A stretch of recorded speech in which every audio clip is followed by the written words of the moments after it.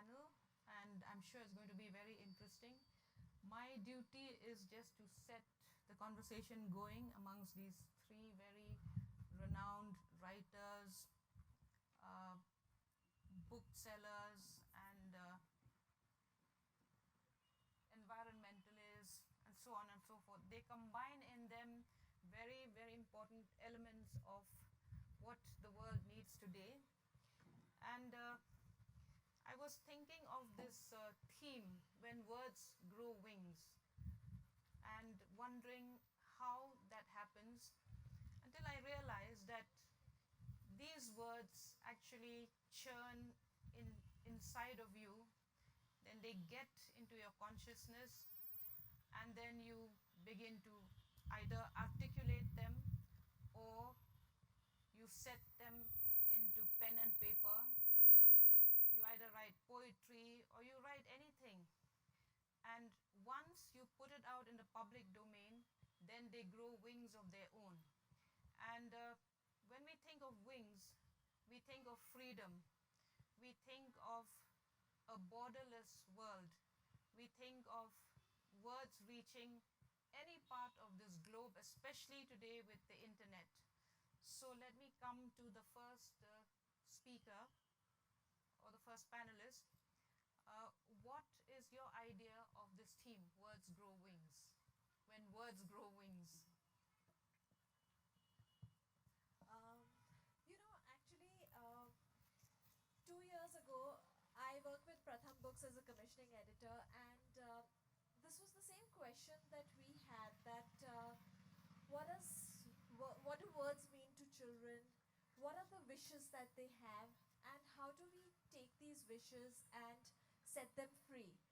And so what we did was we actually asked children across India in different parts of the country to tell us their wishes. And from all across, we got children telling us what they wish for themselves, what they wish for their planet, what they wish for their family, what they wish for their school. And it was really empowering to just be able to sit back and listen to what children think is there, to get like an insight into their thoughts. What we then did was we shortlisted around 16 wishes, and they range from I wish for the freedom to dance, I wish for the freedom from scolding, but also I wish for the freedom to be treated like my brother at home. I wish for the freedom to be able to run wild and free. I wish for a borderless world. These are all girl students? These are girls and boys, Okay. as well as disabled children. We got a bunch of students from across India. And then we gave them to illustrators, to each wish to one illustrator to reinterpret. And the way I see it was, and it's come together in this book called I Wish. And the way I see it was, this was for me a way of setting their wishes free into the world, and hoping that other children read it and kind of feel that their thoughts are being heard. Because that's what children want, right? They want to be listened to and taken seriously. So for me, this panel kind of embodies that. And do you think those very same children will get to read those books, so that at some point in their lives they will know that their dreams didn't die first? I certainly hope so. Pratham Books, our books are open access. You can read them for free on Storyweavers, and this is a multilingual book, so we've translated it into 5 languages, and the community has now taken it on. And as I haven't checked the statistics, but as far as I know, the book has already been translated into multiple languages. It's being sold across the country, so I certainly hope so. Okay. Let me come to Parismita. What's your idea of words growing wings?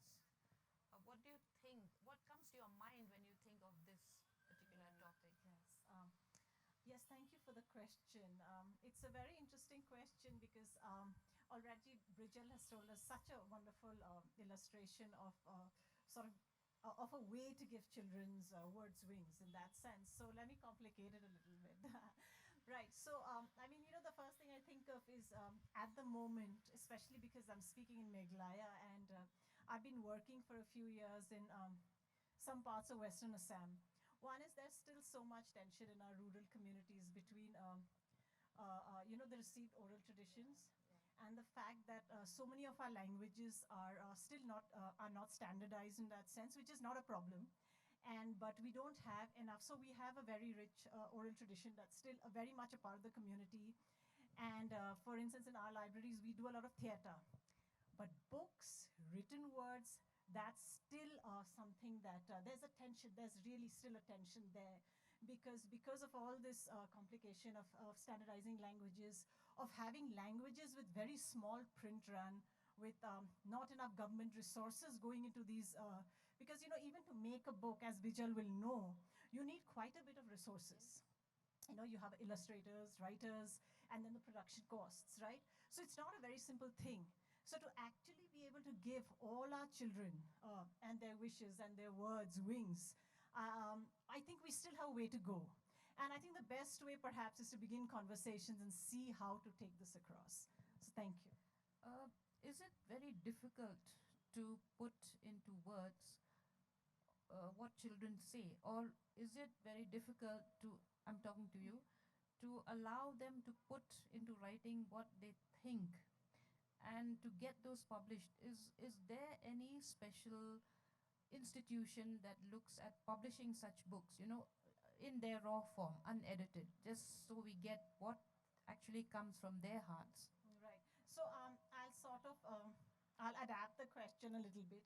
So what I've really enjoyed doing, which is I guess what you're hinting at, what I've really enjoyed doing is I work with comic books, right? So I do this, so I do comics, like I do draw pictures and have words that go with the pictures. And I do a lot of workshops. And that's really been one of the joys in my life.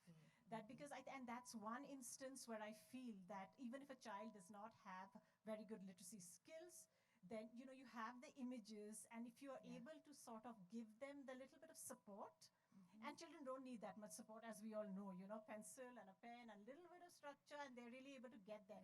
So no, I don't think I think children enjoy writing.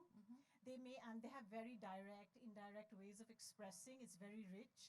And and yes, and I think, and also at this level, what you're speaking of about giving children's words expressions, we really don't, at that level, I think we don't really need a large institution. I work very well with photocopies. If you work with a black ink gel pencil, and if you outline the thing with a black ink gel pen, fold it up into this neat little thing, and get it photocopied, you get a very nice functional black and white comic. Okay. So, yes, an institution would be great. I would love that. I wish you could speak to some of Yes. our institutions here, Yes, but- educational institutions. I would love that. Thank you. Now, let me come to Raman. I remember spending an evening at your bookshop, yeah? Yes, and there was music, and it's the first time in my life that we had music in a bookshop. How do you manage that? Well, I mean, it happens because of the love of it and love for it. It's something. I mean, I've always seen a bookstore as a space where it can be a safe space for a lot of things, but it should also be a very liberal space of sorts. And when I first started, I never really thought that all these things would happen. But that evening, as you witnessed, we've come a long way, and it's all because of the how much you put into your responsibility you feel towards bringing in these arts, and how the society and your community responds to it. So it's a mutual give and take. And So, how much time do you really spend there at the In the bookshop? bookshop? Yeah. all my, I mean, I've spent last 25 years of my life. If you were to, Do you only read or do you write as well? I don't write. I mean, I I read a little, but I'm peddling books all the time. I'm selling stories all the time. I'm peddling lies all the time. I mean, this is like the words come out of your mouth. It's a story. It's if my daughter does something and she tells a lie, that's a story. So that way I'm peddling stories all the time. So yeah, I'm there and I'm passing on. It's like, to put it in a word, the books are, I mean, it's like you gently care for them, and when somebody comes, it goes to the right person. You're giving them wings. I mean, if I can take it very literally. We have, we've all visited bookstores but we've never really got into the skin of people who sell books. What really happens to them? What books do they actually read? How do they convince people what books to read? I've seen this happening in at Delhi airport. When you pass through and you want to buy a book, then the lady at the counter comes and tells you, "Please buy this. It's very fast selling," and you're tempted to buy that. So, is that your way of marketing your books, or do you just allow? Absolutely not. I mean, I've been doing this for so long. Everything has become an instinctive thing for me. And it comes down right from the point when I select a book. And it's not like I have the luxury of walking into a warehouse and picking up a book. It's all through connections we make, and our actual work is like sitting down at an Excel sheet with 30,000 rows and going through it. And that stock changes every day. It's a very difficult job, but Isn't that boring at times? it's boring, it's very challenging. It takes me 10 days to go through that 30,000 lines, by which time so many books would have already moved out of the warehouses. And when you send a procurement, it's a challenge. But most of our selection, I mean, how I select has been with my gut instinct. How I've come to know and experience book, live the stories that are there in it, and that's how it has been for me. I mean, it's not. If there's any algorithms, it's all in our heads, in our hearts. That's how we know our customers and how we. I mean, it's like I don't have to focus in the environment. So even when a new person walks in, your radar is already on that person, or what kind of books they're looking for. Is it a family? What are the kind of Okay. books kids are reading? And you just connect. One little conversation, visual environment, I can connect so many books that I can show her. Okay. It's an experience, and it's an experience. It comes with experience, and it also comes with your knowing what's. I mean, you don't have to stay updated with all the books that are coming out all the time. We get bombarded with that all the time. Every time I open an email, there's like so many emails with new information, which is very much like your airport experience. It's like you have to filter. Okay, okay. Now let me come to Badapbiang, who, actually has a very interesting profile from law to setting up a library for people who do not have access to libraries. And it's called OWL. Can you tell us something about OWL? But before you get there, when we speak of words, not all words are good and uplifting. There are words that can incite violence. There are incendiary words. There are words that stigmatize. So what are your feelings, especially because you are in the legal profession now, and we know we are in a situation that when we put out some words on our Facebook posts or our Twitter accounts, we have to pay a heavy price for that. All right, thank you for the question, May Pat, if I can call you that. So with respect to words, I mean, I'll talk about the Our Library initiative. So it's a very organic process. It was never my intention to start any NGO, but I did a fellowship with Tata Trust, and I ended up, working for health and sanitation movement, that is for Swachh Bharat. So it was this instance where I introduced children to a menstrual health comic book called Menstrupedia. And as I was teaching that, I could see, children's faces, like they really loved it. Sometimes when, Sarkari people go and teach and do these campaigns, it becomes very boring. But I went there as a friend, and I know that I could learn from them as well.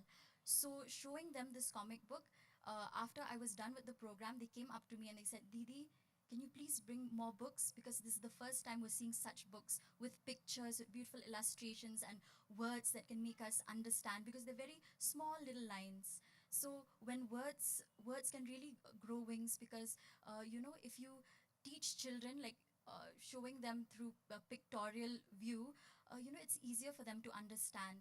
And Anjao, the place where I worked, it's a place where there's no internet access, no radio, no telephone, no newspapers, and let alone books.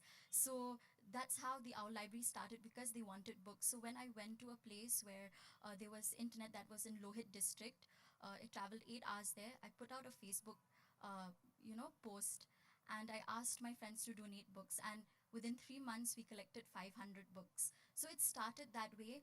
And the Deputy Commissioner of Anjao, Mamta Riba, she was very, she really liked the idea, and it was her idea. She said, why don't you make, mini libraries? You have 500 books. Why don't you share these 100 books each with 5 different schools? So that's how it started. So then when I came back to Meghalaya, I saw that there was the same problem. And especially after having visited shelter homes and, orphanages, I saw that they don't have access to that. Sometimes they're just sitting idle during the weekends. So then I thought to myself, why not do the same for Meghalaya as well? And that's the birth of the Owl Library initiative. And it's called the Owl Library because a friend of mine, her little sister, her name is Athena. So we know Athena is the goddess of knowledge. And it was little Athena, who was just 14 years old, living in Bangalore. She went door to door to collect books for us, for the Northeast. So it was because of her. So I named the Owl Library after her, because the owl is the vehicle of Athena. So I know we should decolonize and not make everything very Eurocentric. I understand. But because I got inspired by this little girl who helped us, and she collected around 300 books for Meghalaya. So going door to door, and she sent it to us. So that was the birth of the Owl Library. And coming to your second question, oftentimes, words are like weapons. They can really hurt you. And like I said, working with orphanages and shelter homes, and in Anja, we worked with government residential schools for the underprivileged. And many a times, these children, they've been exposed to words like, you cannot do this, you cannot do that, because, oh, you're from, hamara log to unpad hai, like, just imagine, even our children, it doesn't matter. So when children hear those things, they that sense of belief, they don't believe in themselves because they're being taught that way. And many a times we work with rape survivors as well, in our free time. So they're often, they're very scared to speak out because that's the environment that they grew up with. But I can say there are many people in Meghalaya, like for instance, the sisters in Ferrando, they're doing a very good job. After being with them for 3 years, I can see, slowly children opening up because of words like, yes, you can. And it doesn't mean that just because you're going to school, you should be a doctor or an engineer. If we go to rural communities, we don't say, oh, I'm a vakil, I'm a lawyer, so you should also be a lawyer. We go there and tell them, you know what, it's okay, you learn, you read these books, you have fun, and you can be whomever you want. If you want to be a farmer, that's perfectly okay. If you learn to read, you will be able to understand the schemes that are coming in your villages, and you can actually help out your parents in that way. And another thing with words, again, when we go to shelter homes, we don't tell them that, oh, you should be a social activist. No, you can be whomever you want to be. All we need to do is just to hold their hand and tell them these, show them through stories. Like we use a lot of tinkles, and they talk about specific personalities, whether it's Korean Verghese, whether it's Mary Com. So, and especially when they see people with the same faces, whether it's Mary Com or Irom Sharmila, who've been illustrated in so many comic books, they really take heart in that, seeing people who look like them. So now with the Owl Library also, we're trying to do something like that, so that they can see faces whom they can relate to, whether it's people from Meghalaya, Nagaland, Manipur. So I believe that, yes, words, they're very empowering, but at the same time, they can hurt. So we must tread very carefully and speak to children in such a way, with understanding and without judgment. I wish we had a greater audience to listen to this. It's a very, very sensitive kind of understanding of not just reading, but the psychology of those you want to read the books. Let me come back to Bijal. Bijal.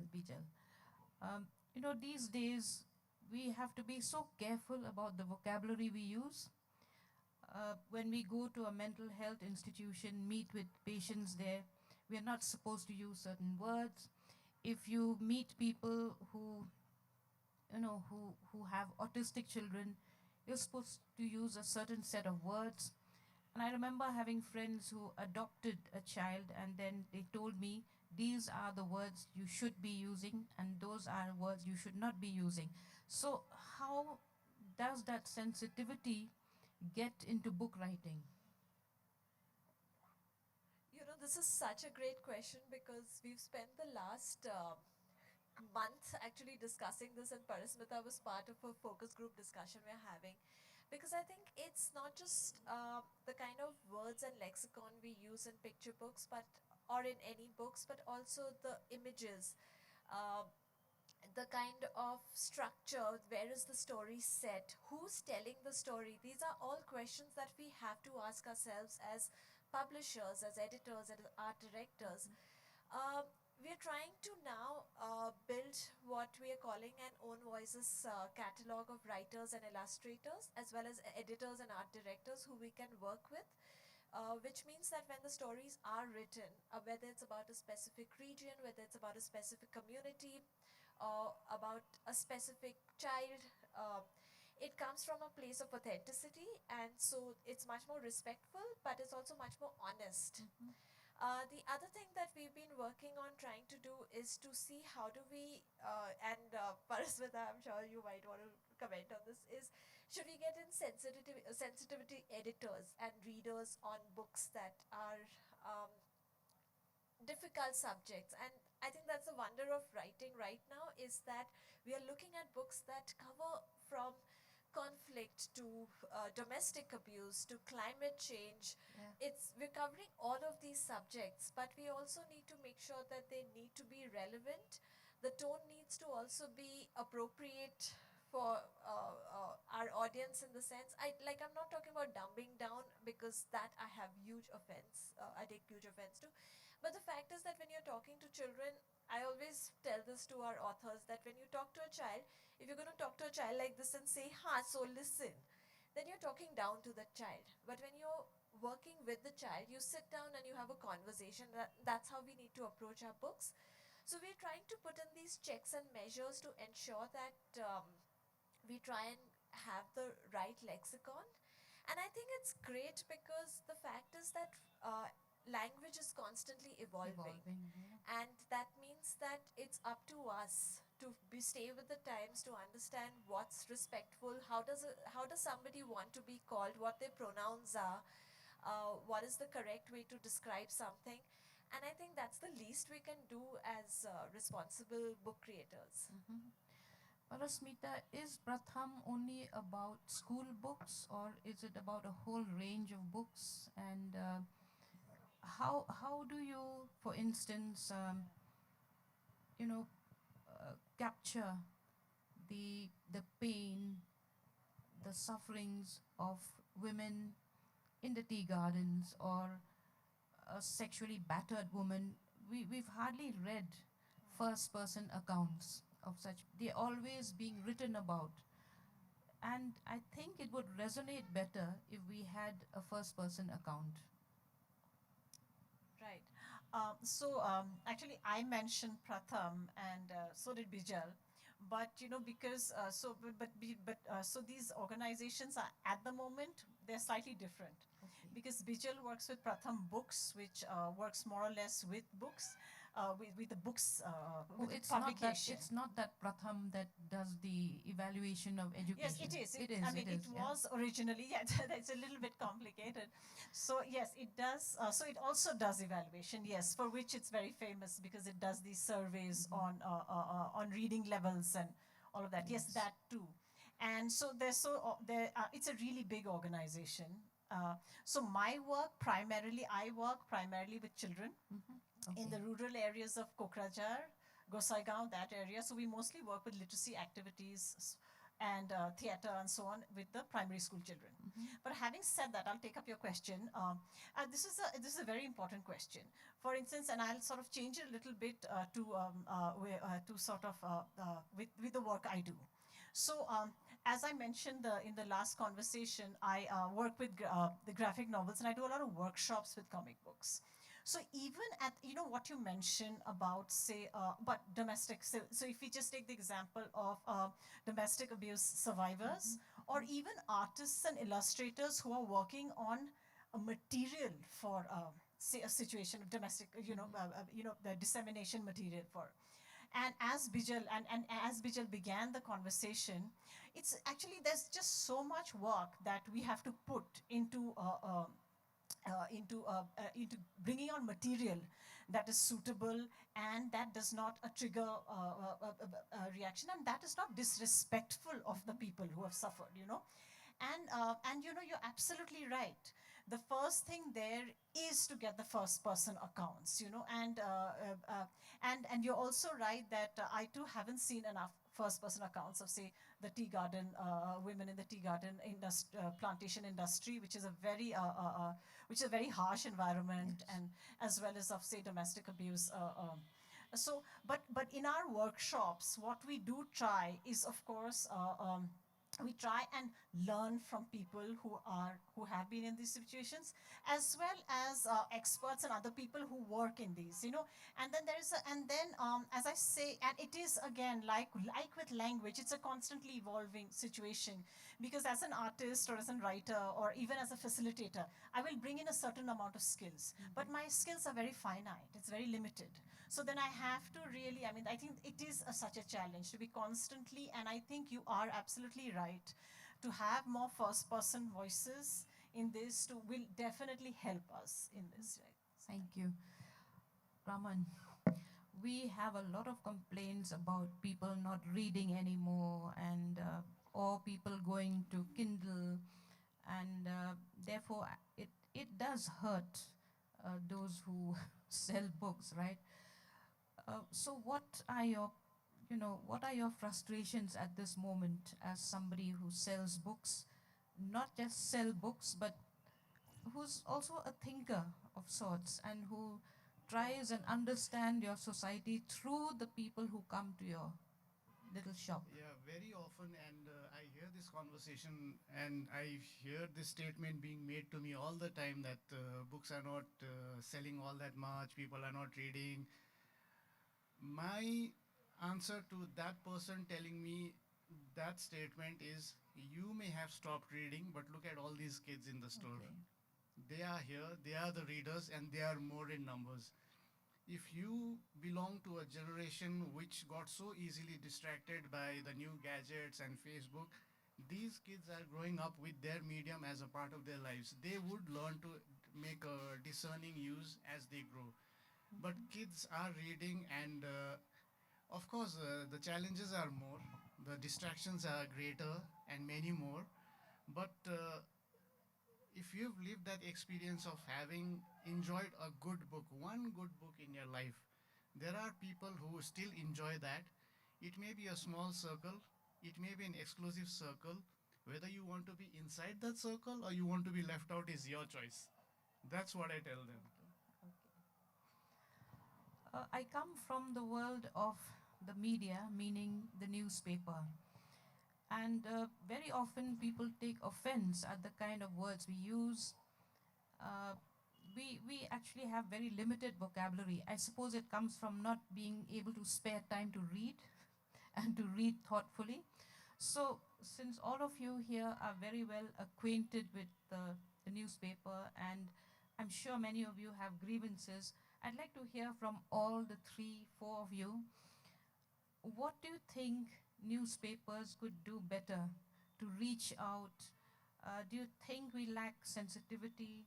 Do you think we really address people across communities, across ages? Or what are the areas where we can do better? Let's start with Badapbiang. Thank you for that question. It's a heavy loaded question. Um, well, I feel with newspapers, obviously, it's a very good medium for people to learn, especially, in areas where, they don't have bookshops and they don't have any other form of, material for reading. So I feel even now coming back to the topic when words grow wings, actually newspapers, they inform people about the things that are happening in and around us. So I feel it's very good. But certain times I feel there are certain newspapers and certain journalists, they don't, they lack sensitivity when it comes to talking about, domestic violence survivors, when it comes to rape survivors, when it comes to, displaced people and refugees and all of these kinds of things. So, I understand that coming from a journalistic background, it's not legal background. So, differentiating between words sometimes, because they're very similar, right? So I feel sometimes maybe they do need a legal advisor that will really help out, so that the backlash from different groups will save them. All right, of course we have the freedom of expression under article 21 of the article 19(1)(a) of the constitution. And at the same time we have our sedition laws, which most journalists have been slapped with all the time. So I feel that we do need some legal training, so that in order to help them to have a little bit of a legal eye. So I feel that should be done. It will really help journalists as well. And after all, we are all for freedom, truth, and justice. And what we want from newspapers, is the truth, right? And not a version of the truth. But we do know now with media, certain media, I know I'm going a little bit controversial. I'm being a little bit controversial here. They are being bought by XYZ people who control the media. So sometimes only fluff news comes out of that, and the truth doesn't come out. And they try to shadow it with certain, irrelevant things. So, when it comes to that, it cannot be helped, because we do not have money power to control. But at least I feel news agencies, they do need some legal training to help journalists. Bijal, what would you have to say? Have you ever been very angry with something you've read in the newspaper? I write about climate change as a children's author, and I think for me, one of the biggest bugbear is just how slanted or non-existent our climate coverage is, because it's just I mean, the fact is, going back to what you said, newspapers are businesses, and that's a lot of times we are seeing that business interests are protected, which means there will be slanted coverage and all of that. But we're at a time in history that I think the next generation is going to turn around and is already turning around and saying, what are you doing to this world? And at this point, the one thing I'd really, really like to see is hard-hitting climate journalism, because that's currently, the fact is, it's the pressing issue of our time. And to add to it, I'm just going to put this in as a features writer, journalist. In the past, I think our cultural spaces are shrinking in newspaper. And, I remember Jerry Pinto once told me, first we used to have entire sections to books, and then they became one page on the right. Then they became the left page, which, when you look at a newspaper, your eye falls to the right. That's prime space. Suddenly it's gone to the left. Then it becomes half. Then it becomes, and children's books go shrunk. So that also makes me very angry. Um, See, the refrain you get from journalists across the board is that we are generalists. We don't understand environmental, how do we write environmental stories, because the same journalist is going from covering a session on water supply, sanitation, then going to another session on climate change, and then going to another session on gender. So because you look at climate change, what I wanted to say is that newspapers need material on climate change, which they don't get enough of. I completely agree. I also think that science communication needs to be a lot more focused towards media. And going back to what you said, I think And less of legal training. jargons, less of jargons. Yes, and to decode science speak is an art. It's not easy. Yes. And so, while they need alongside legal training, the next module should be climate training. Mary, do we have time for questions from the audience? Yeah, okay. Would you like to say something on what has made you really angry about what appeared in the newspaper or did not appear? Okay. So again, I'll shift the field a little bit. So what I really miss, and actually we were in Imphal a week ago, and I saw that the newspapers there, I mean some of the newspapers still carry not the syndicated comic strips, but they carry comic strips by local artists and writers, right? So and serialized, right? So because I understand the whole thing of the syndicated, because it's much cheaper to get, like, the Garfield strips that we grew up with, reading in our newspapers, and Dennis the Menace and all of that. But there's a for a Suki, or for like for Indian, I mean, for local artists and writers to actually get a slot in a serialized newspaper, that would be great. So, and I saw that in Imphal, so it's happening. Black Okay. and white, very cheaply produced. I don't know how much they're getting paid, but it was there. So I would love to see some of that. That's good, yeah. I have to tell our bosses, yeah. Okay, so we leave the ground open for questions from any member of the audience. Yes, please, Mary.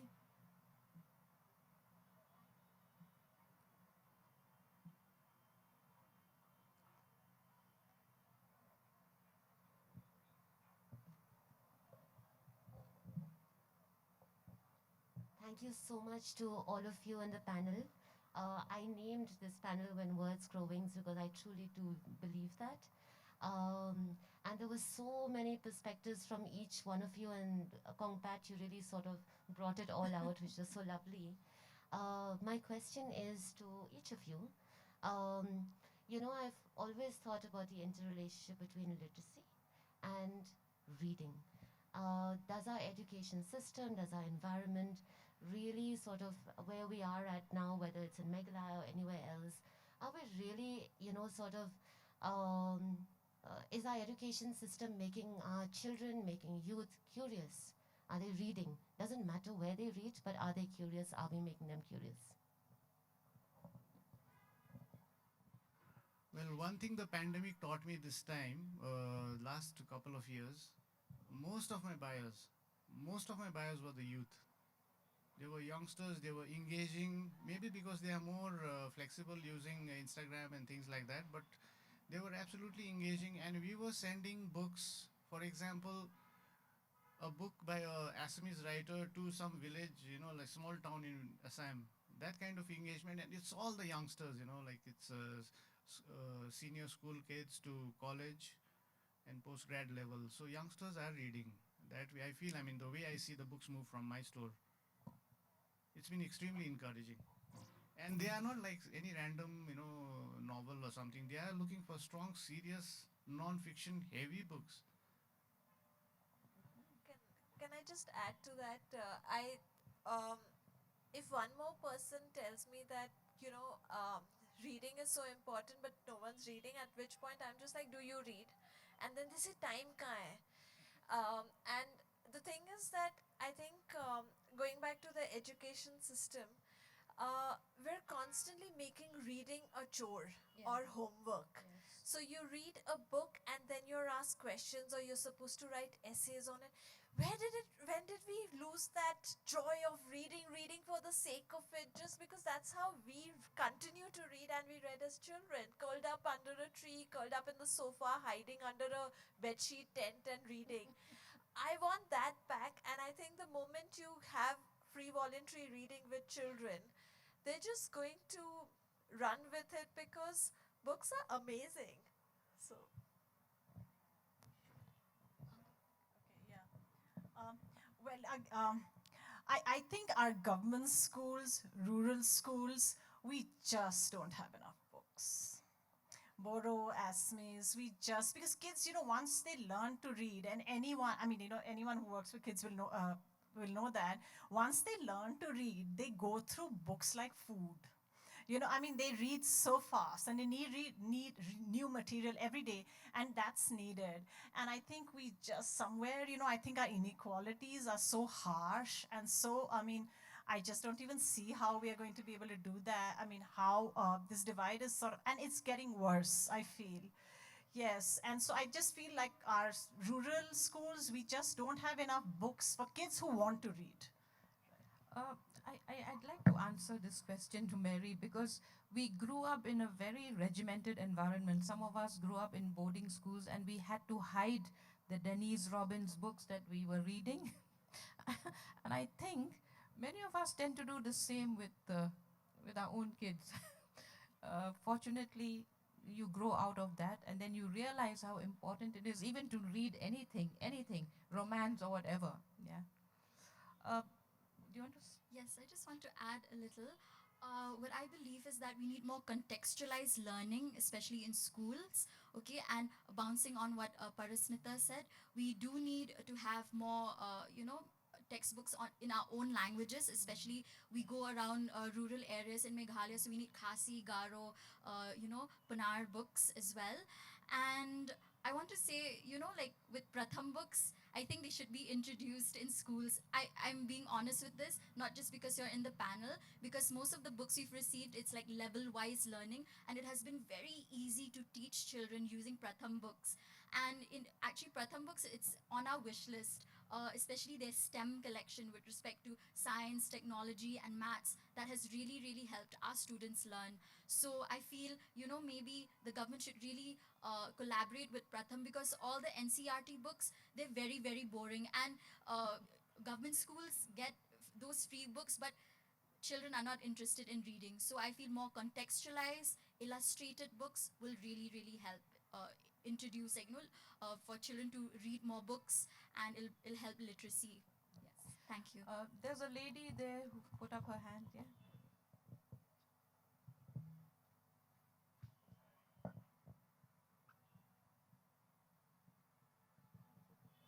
Yes, hello. This panel has been most insightful. So this question is for all of you. So I'm not very sure if you know about the recent J.K. Rowling controversy that has been going on. So basically, authors now, maybe for their unsavory personal opinions, or maybe for something they've written, a few words that people find objection to, people are en masse boycotting their books. So I want to ask what your opinion is on this.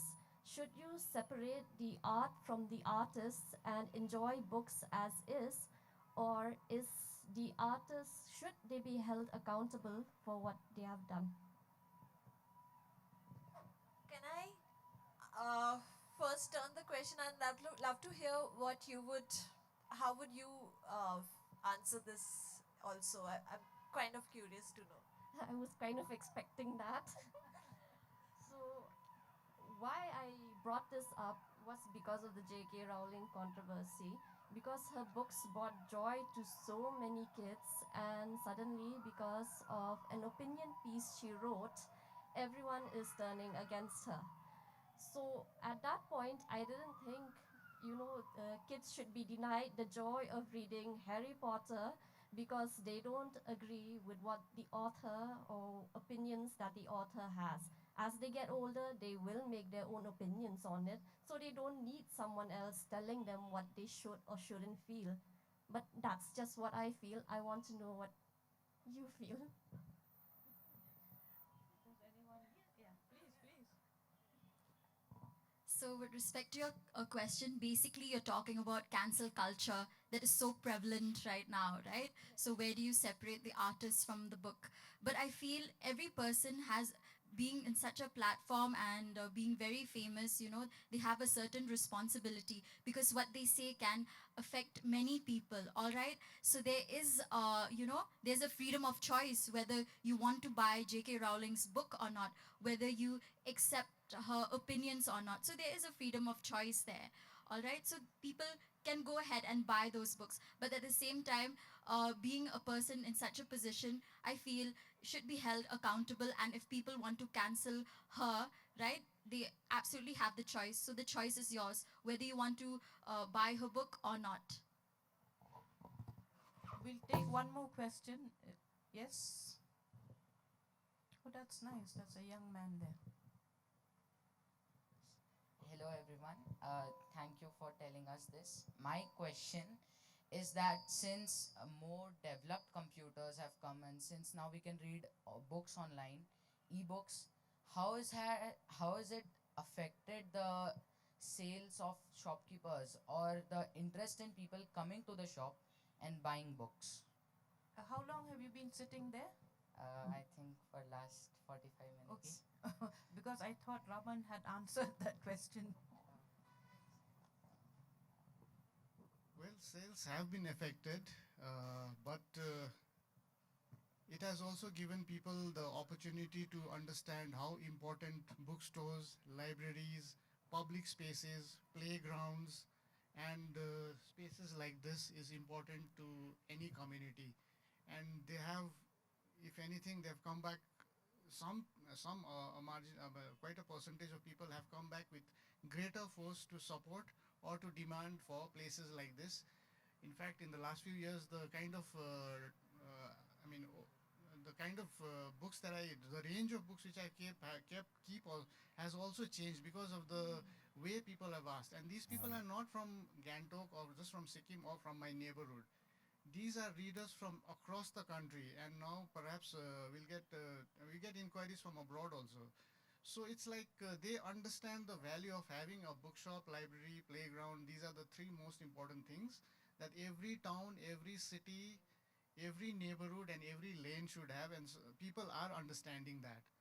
Because it's not just a bookstore or a library; it's a safe space. It's where you meet like-minded people, you exchange, and with I mean, you can't smell that book on your computer, right?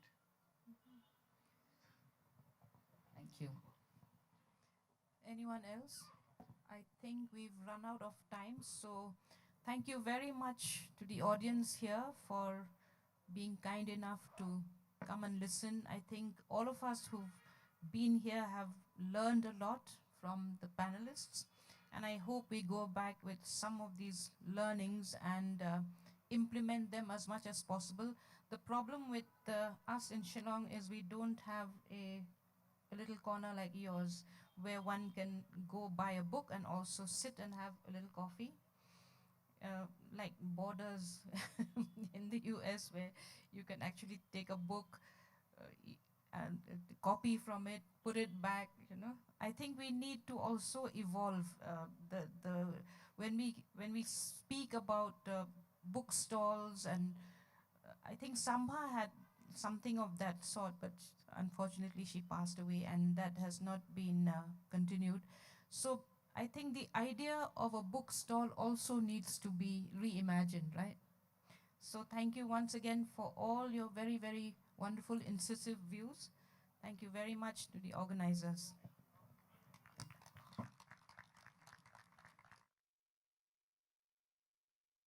Thank you, panelists, for an insightful session. I call on stage the creative director, Mary Kurkalang, to give the mementos.